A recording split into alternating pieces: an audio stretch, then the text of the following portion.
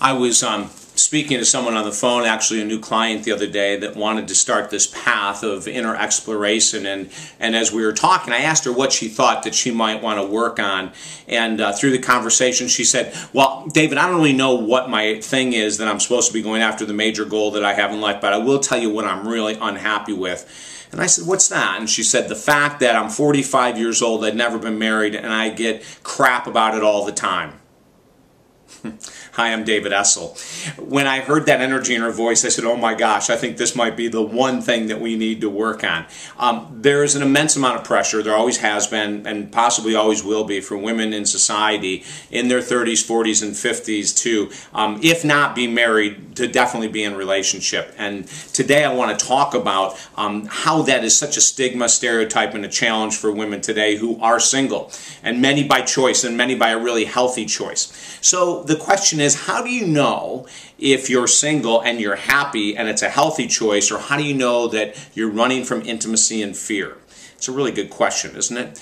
And I want to start off by this. I want to tell you how a woman who's in their 30s, 40s, or 50s, and maybe they've been alone for 2, 4, 6, 8, 10, 15, 20 years, could very well be. How do they know that that's the right path for them? Well, one of the reasons, and one of the things that I can share with you, which I shared with my client to her astonishment, was that someone who's at peace with their choice of being single would not be irritated by someone saying, how is it that you can be single? You know, you've got this going for you, that going for you, this going for you, that going for you. How could you be single? What's wrong with you?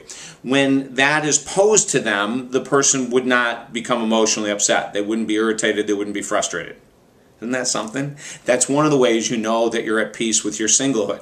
Another way that you would know is that if you don't have anything that you lean on, like, I'll just give you some examples, like on Friday and Saturday nights, is that there wouldn't be, nights where alcohol was the choice, the way to distract themselves from being alone or single.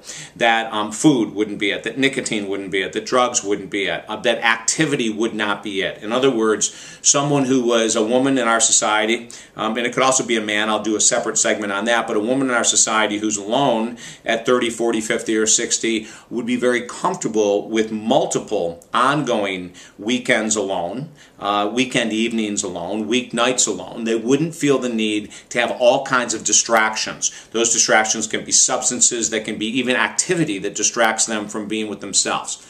In other words, a woman in this position would be very grateful to have that time to either spend on herself and her own personal growth, volunteer within the community, maybe mentor young girls, being involved with athletics, but they wouldn't be overly booked. They wouldn't use substances, they wouldn't use distractions to get away from themselves. They would be at peace. And I think that's one of the greatest signs then when we can say, are you truly, truly at peace with being single, is that if you're at peace being single. It's kind of that easy. Do you know what I'm saying?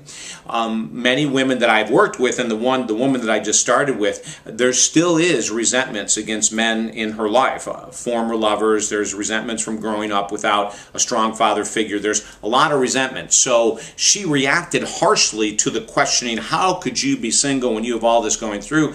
Because she still has resentments against men. So if you're watching this and you're single and you say, oh, but I'm very cool with it and everything's great and it's all good, and however, when you think of a former lover, you're still frustrated with them, or an ex-husband that you still have a lot of animosity with them, and maybe you even have kids that you share, but you just really, really have a lot of resentment, then we're not quite at peace with that whole concept of being single.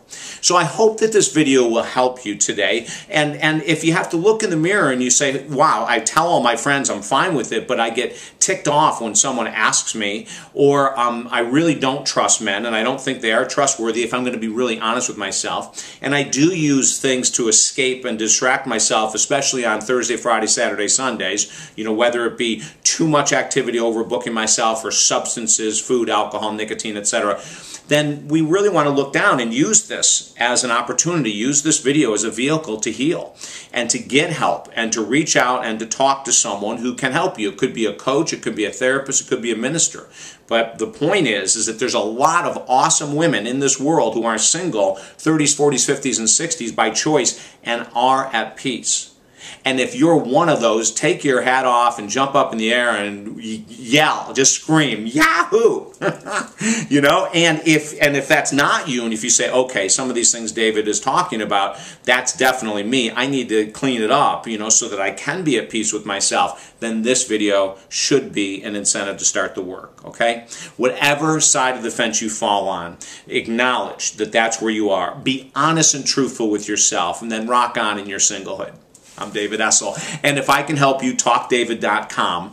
Don't forget to share this with your single friends, you know. Everyone that you know that is single, send this out to, like almost as a gift, and say, hey, check this out and see where you fall. Absolutely. Don't forget to sign up at our YouTube account so that all of our new videos go right to your inbox, okay? And once again, to get a hold of me if I can help in any way, talkdavid.com. Have an awesome day.